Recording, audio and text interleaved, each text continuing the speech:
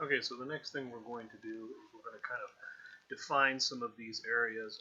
I've got this set up for a 6-inch diameter circle, but I want to define some of these areas so that we can make the areas that we're not not going to be using, be pocketed out so that we'll have less stuff in our way for the actual model to be cut. So that's kind of a nice thing to have. Right now it's okay. Go ahead and copy that, paste it, just drag that up here.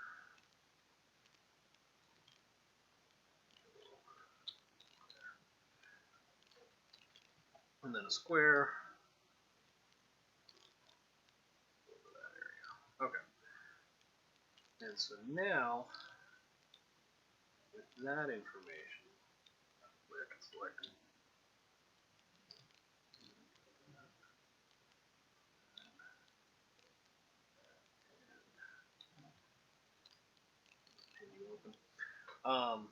So with that set, and I'm using a cut depth of 1.25, so it's a 2-inch material, so 1.25 is going to get me pretty low, but not all the way through.